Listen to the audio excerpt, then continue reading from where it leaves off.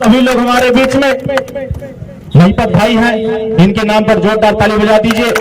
हम लोगों के बीच में बलिया से चल के रसवा से आए हैं माननीय सुरेंद्र सिंह जी, जो आप लोगों के बीच में आए हैं, इनके नाम पर ताली बजा दीजिए। सिंहासन राम जी जो माननीय मंत्री जी के प्रतिनिधि हैं, इनके नाम पर ताली बजा के स्वागत कर दीजिए। सुरेंद्र राजभर जी जो विधानसभा प्रभारी हैं, जोरदार ताली बजा स्वागत कर दीजिए। हमारे बिंद जी हैं अमरचंद बिंद जी, इनके नाम पर जोरदार ताली बजा स्वागत कर दीजिए। सभी पदाधिकारियों को मैं धन्यवाद दूंगा कि आज इस शुभ अवसर पर ऐसे संत के बीच में हम लोग बोलने का काम कर रहे हैं, जिस संत ने हम सबको एक माला में बांध करके समाज के साथ गले लगाकर चलना।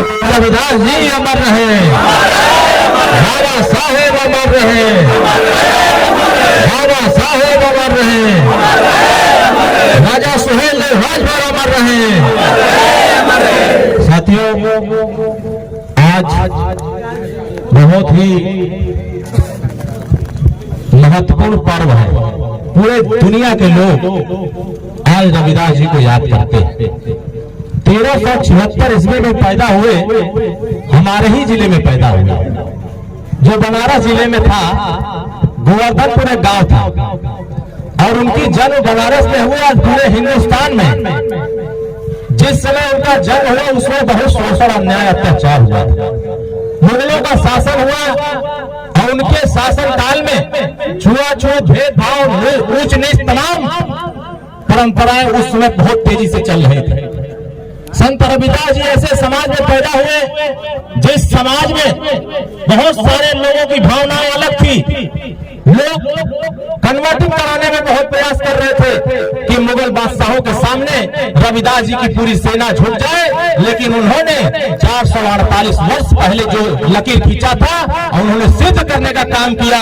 पूरे दुनिया को उन्होंने एक संस्कार दिया, एक सीख दिया, एक परिचय दिया कि सत्यता के साथ चलो, नफरत के खिलाफ चलो और सत्यता और नफरत के खिलाफ जाकर के एकजुटता का संदेश दो। दुनिया के तमाम लोग इस संदेश को मान करके मुगल शासकों को अंधेरे में खड़ा करके आपको प्रकाश में ला करके आपको जिंदा करने का काम किया।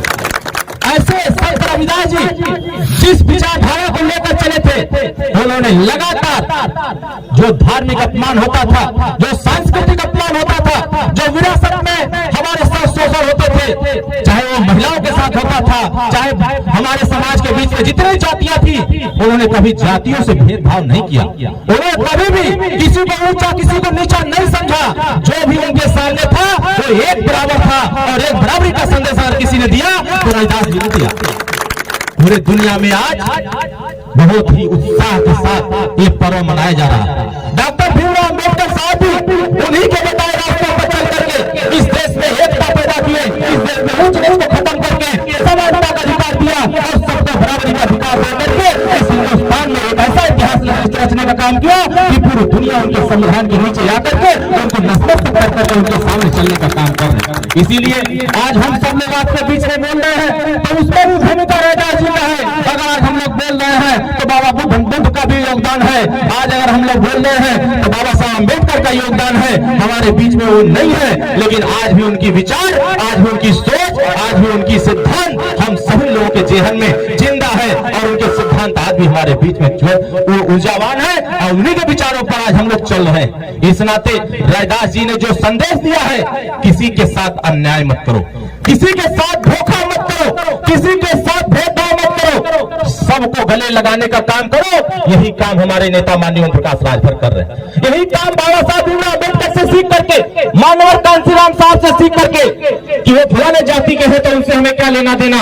इस नाते वो जातियों का भेदभाव अगर संत रविदास जी ने मिटाने का काम किया, डॉक्टर अम्बेडकर साहब ने मिटाने का काम किया, मानवर कांशीराम साहब ने मिटाने का काम किया, तो वही मिटाने का काम आपके नेता माननीय ओम प्रकाश राजभर कर रहे हैं।